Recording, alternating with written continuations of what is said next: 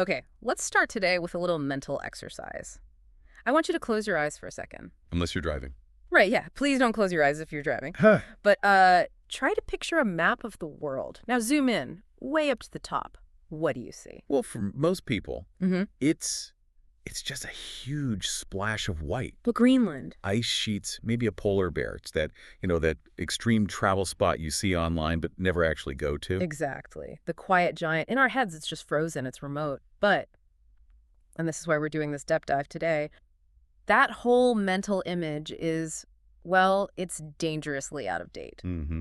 We're looking at a source deck here called Greenland, the Arctic game changer in global logistics. And let me tell you, the picture it paints, it is not about tourism. Not even a little bit. It's about a huge structural shift in how the world works. Mm-hmm. It turns out here in early 2026, Greenland has quietly become the center of a global power struggle. And we should be really precise with our language right from the start. The sources are, they're emphatic that we are not talking about World War III, not open combat, Yeah. not battleships firing on each other. Right, it's much subtler than that, quieter. It's a tension that isn't war, but it's a tension so thick it's shaking the very foundation of the global transport system. It's a geopolitical standoff that, hits your wallet long before it ever hits the 6 o'clock news. And that is the hook. How does a place with more ice than people suddenly hold the keys to the entire global supply chain? So our mission today is to unpack why this chunk of ice has become a strategic chessboard for the military, for energy, for shipping. And most importantly, why it matters. Yes, why it matters to you if you're, say, a business owner waiting on inventory, or just anyone wondering why their Amazon delivery date just got pushed back another 3 weeks. It really all comes down to a collision of geography and geopolitics. We're seeing the logistics map being fundamentally rewritten, and most of us are still looking at the old version. So let's get into the why. The first segment of our source deck is all about the Arctic Dream. Slide 3 is titled, Why Greenland is Important. But what it's really selling is a promise. A promise logistics managers have been drooling over for decades. To really get that promise, you have to stop looking at the map flat, like on a classroom wall. Right. You have to look at it from the top down with the North Pole at the center. And when you do that, you see it, the Arctic shipping route. Yeah. And for years, as the ice has receded, planners have seen one thing. The ultimate shortcut. Exactly, the ultimate shortcut. It's the efficiency hack to end all efficiency hacks. I mean, think about the old routes to get goods from East Asia to Europe. You're dragging a container ship all the way around the world. Through the Suez, through the Panama Canal, total bottleneck. And it takes weeks. It burns a massive amount of fuel. Mm-hmm. But this Arctic route, you just cut straight across the top. It's like walking through your backyard instead of driving around the entire block. That's a perfect analogy. The sources, they lay out the expected benefits, and on paper, they're just staggering. We're talking shorter distances, which means reduced travel time. And less fuel. And in a world where fuel is often the biggest single cost for a carrier, the potential for lower fuel costs is, well, it's the holy grail. The sources even call it a game changer. And it makes sense. You save time, you save money, you burn less fuel. It's a win-win-win. In a vacuum, yes. Hmm. If the world were just a math problem, the Arctic route wins every single time. But logistics doesn't happen in a vacuum, it happens in the real world. Oh, here it comes. And the source material pivots hard from this Arctic dream to a very, very harsh reality check. There's a line right on the slide that just stops you cold. A short route does not mean a safe route. That feels like the tagline for this whole situation. It's a little ominous. But it's accurate. And it takes us right into the second section, the geopolitical reality. This is where things get complicated. This is where we need to look at the data on strategic focus. The deck points out that early this year, so early 2026, the Arctic jumped right back to the top of the list for superpowers. It calls Greenland a strategic hotspot. And it's not just about shipping lanes anymore, is it? It breaks it down into 3 pillars. Military, energy, and then the future shipping routes. It feels like you can't have one without the other 2. You can't. It's all about control. You can't control a shipping route if you don't have a military presence there to, enforce things. The source even mentions strategic reinforcement by different nations. Let's decode that a bit. Strategic reinforcement sounds very clean, very corporate. It does. But that's just diplomatic speak for, we're parking warships here, isn't it? Essentially, yes. It's the polite way to talk about a military buildup. We're seeing more naval activity, much stricter regulations, tighter control over who goes where. It is not the open ocean anymore. It's a monitored zone. And the source sums all this up with one word: uncertainty. And in logistics, I feel like uncertainty is actually worse than just bad news. It is. If you tell me the price is double, okay, I can put that in a spreadsheet. I can plan for it.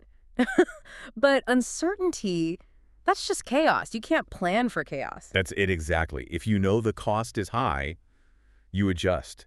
If you don't know if your ship will arrive on Tuesday or, next month, your business is paralyzed. The source has this brilliant little equation. Political risk equals logistics risk. You can't separate them. You can't.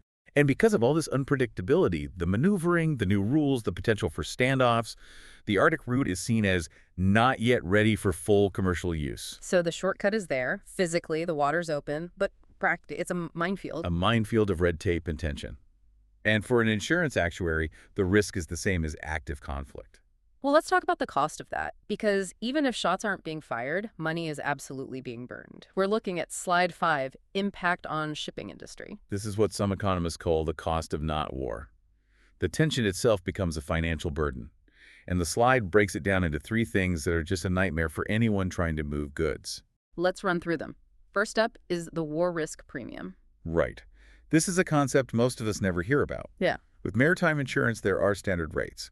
But if you want to sail your ship through waters that are designated high risk... Area? Exactly. The underwriters slap on a war risk premium. It's like surge pricing for danger. And right now in the Arctic, that fee is not a rounding error. It can be huge. So huge, it could wipe out any savings from the shorter route. Completely. You might save $50,000 on fuel, but pay an extra $100,000 in insurance. The math just breaks. Wow. And that's just one piece. The second point is insurance costs in general. They're going up for everyone because the whole system is under stress. Risk is contagious in the insurance world. And the third one is operational costs. This sounds like the headache factor. This is where logistics managers are pulling their hair out. Delays from naval exercises, getting stopped for inspections that are really just power plays.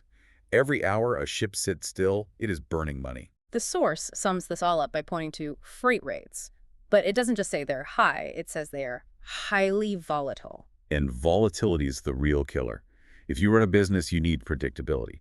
You need to know that a container from A to B costs X. Right now, it could be X today. And 3X tomorrow, depending on the geopolitical temperature. So if the Arctic is such a gamble, what are the shipping lines actually doing? The next section on route reversal suggests they're not playing. They are voting with their rudders. It's fascinating, actually, because of all these risks, the premiums, the delays, the reversing course. Some are slowing their Arctic plans, but many are just avoiding the route entirely. So they're going back to the old ways, the long haul around the Cape of Good Hope through the Suez. Yes, back to the traditional longer routes. They're choosing safety over speed. They'd rather take 10 extra days and know the goods will arrive than roll the dice on a shortcut. But that choice has ripple effects. Longer routes mean longer transit times for everybody. Correct. And uncertain shipping schedules. If you thought the supply chain was tight before, this just throws a massive wrench in the gears. Ships are in the wrong places, containers aren't getting back fast enough. It's a domino effect. A huge one. And it's not just, generic stuff arriving late. The source gets really specific about who gets hit the hardest. There's a list here under sector impact. And it's a very telling list. It shows you exactly what's at stake. First is energy, oil, and gas. That's pretty obvious. But the second one is the big one for me.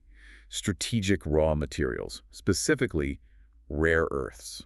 Let's pause on rare earths. We hear that term a lot, but can we define why a bottleneck in Greenland would matter for, say, my smartphone? Sure. Rare earth elements, things like neodymium, dysprosium, they are the vitamins of modern technology.